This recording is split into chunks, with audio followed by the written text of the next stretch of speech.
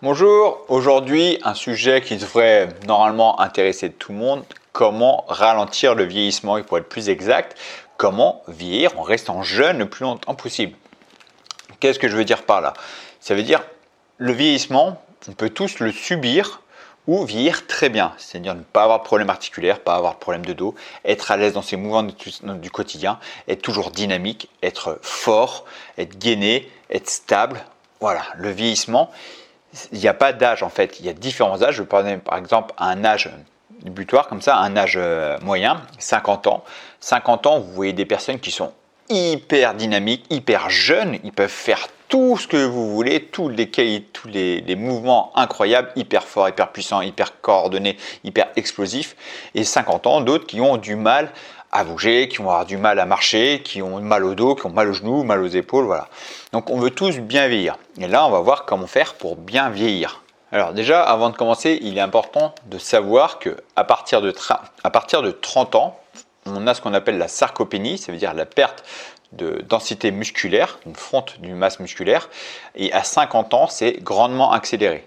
Cette sarcopénie, il faut la freiner le plus possible, parce que qui dit perte de masse musculaire, donc plus on va perdre de la masse musculaire, plus on va perdre aussi du gainage, de l'équilibre, de la densité osseuse, du système immunitaire.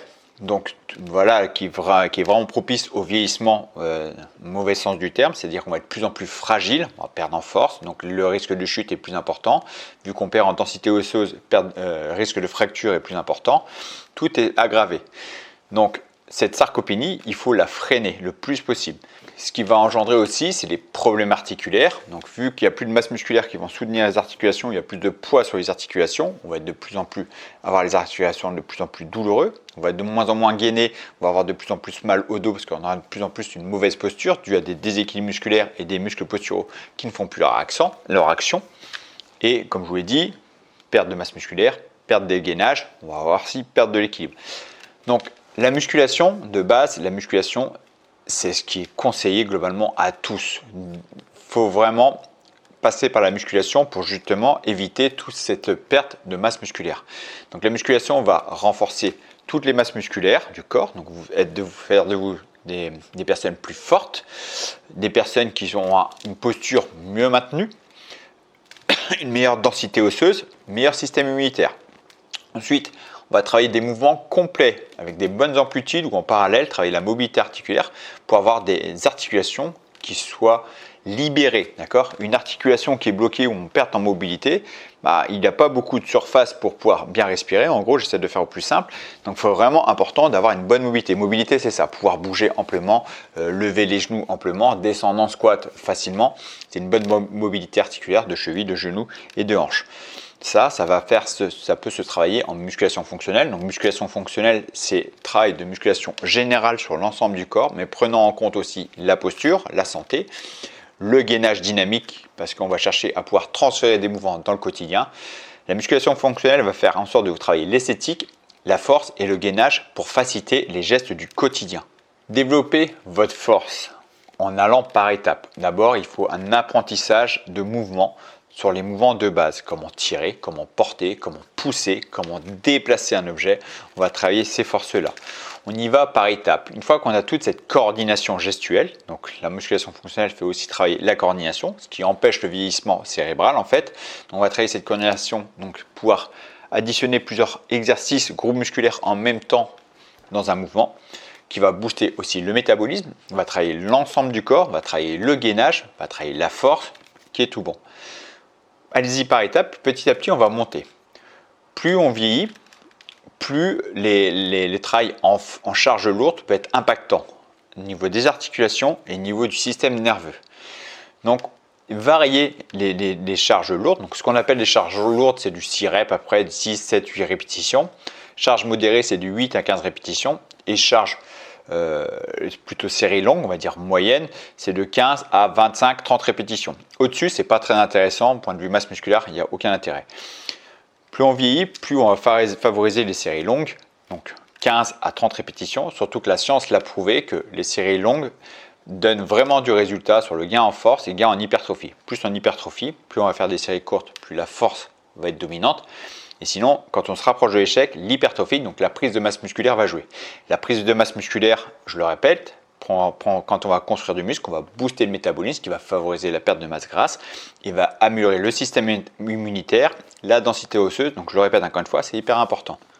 Donc, la force est aussi important, sauf que quand on a 20-40 ans, on va chercher à travailler cette force pour préparer son corps à être fort pour plus tard. On commençait plus tard, on peut toujours travailler de la force est toujours important, sauf qu'il faut aller plus doucement par étapes, d'accord? Plus on vieillit, plus le système immunitaire et les articulations subissent, ok? Sauf qu'avoir une bonne masse musculaire et une bonne force, on va protéger ces articulations. Plus on vieillit, plus je conseille clairement les élastiques. Pourquoi? Parce que les élastiques, on peut travailler en force tout en protégeant ses articulations. Je pense à un mouvement comme le développé, d'accord? Vous pourrez du développer. Quand vous faites avec halter, vous allez mettre une charge, c'est ici, en début de mouvement, l'articulation est fragile. Donc cette charge lourde que vous avez choisie dès le début, elle va être impactante sur le début des articulations. Avec élastique, je prends par exemple le principe que vous levez 80 kg. Avec élastique, vous pouvez faire en sorte de mettre une tension qui va être équivalente de 40 kg ou 50 kg en début du mouvement, ce qui fait que l'articulation elle morfle pas du tout parce que c'est une charge légère par rapport à votre capacité de 80 kg. Et quand vous allez monter, en haut du montant, vous allez être en force de montée, vous allez être à 70, 60, 70 et 80 kg en haute course. D'accord? Ce qui fait que vous pouvez quand même gagner en force tout en protégeant les articulations. Vous voulez monter à 90, en bas de mouvement, vous allez peut-être avoir 50 ou 60 pour en haut de mouvement avoir 90 kg. C'est plus facile de travailler en force avec élastique. Je vous invite encore une fois aussi à travailler des séries plus longues, donc en force 6-8 reps, des 8 à 12 répétitions un peu plus entre force et endurance musculaire. Et n'hésitez pas à dépasser aussi les séries longues proches de l'échec, 12 à 25-30 répétitions, des mouvements propres pour bien congestionner, bien travailler la masse musculaire. Vous ne voulez pas forcément que grossir, vous ne voulez pas développer de la masse musculaire, on va construire des programmes différemment sous forme de circuit training pour travailler toutes ces qualités physiques musculaires, mais favoriser aussi la perte de masse grasse et éviter de gonfler musculairement. Pour conclure, moi je le vois clairement dans mes programmes en ligne déjà et en réel. J'ai beaucoup de gens de plus de 40 ans, plus de 50 ans qui me rejoignent parce qu'ils ont besoin de prendre soin de leur corps. Souvent, on me demande est-ce qu'à 50 ans, je peux faire. J'ai pas mal de gens, d'ailleurs, si vous regardez mes témoignages, j'ai fait des vidéos dernièrement, enfin, il y a quelques mois maintenant, avec des gens bien plus âgés que 50 ans. J'ai des personnes de plus de 60 ans qui me rejoignent, qui sont choisir particulièrement les élastiques. Alors, certains vont partir aux élastiques et sangles de suspension, parce que les sangles de suspension peuvent être impactants aussi sur les articulations, mais vu qu'il y a cette histoire d'instabilité et de gainage qui est mis en avant, on est moins concentré sur de la force pure contrairement aux haltères. Je ne dis pas que je suis contre les haltères, sauf que les haltères, on va travailler différemment. Travailler avec les haltères en force, par exemple, quand on a 50-60 ans, c'est plus délicat pour les articulations. Les élastiques est vraiment adapté à tous. Vous voulez gagner en force, vous voulez gagner en masse musculaire, vous voulez perdre du gras, vous voulez travailler votre condition physique, travailler la stabilité, travailler l'équilibre. C'est ce que je fais dans mes programmes avec élastique. C'est pour ça que je le mets toujours à une porte ou un poteau pour travailler des angles différents, pour être fort dans le quotidien. Vous pouvez surmonter toutes les étapes sur le vélo, la course à pied, la marche, le foot, la boxe, peu importe, vous serez vous stabiliser, être fort dans votre quotidien. Donc si ça vous intéresse, je vous invite à aller voir les programmes que je propose. J'ai des programmes pour débutants où je fais les séances avec vous sur la musculation fonctionnelle pour apprendre toutes les bases. Et après, j'ai des programmes plus avancés sur les programmes de prise de muscle athlétique ou de perte de poids, mais athlétique. Athlétique, c'est-à-dire je vais développer d'autres qualités physiques comme la puissance, l'explosivité et la condition physique générale. Voilà. Pour rester jeune, il n'y a pas le choix. Entretenez-vous. Je n'ai pas parlé de l'alimentation aussi, c'est important. Et c'est de bien manger. Boire de l'eau, bien s'hydrater et bien manger, c'est bien sûr c'est la base, bien dormir et s'entraîner, c'est vraiment important. Si ça vous intéresse, je vous invite à aller voir ce que je propose. Vous cliquez ici, allez voir ce que je propose et moi je vous retrouve de l'autre côté. J'espère vraiment que cette vidéo vous a plu. Si c'est le cas, n'hésitez pas à liker, à partager et à vous abonner. Et moi je vous dis merci et à très bientôt pour une prochaine vidéo. Ciao.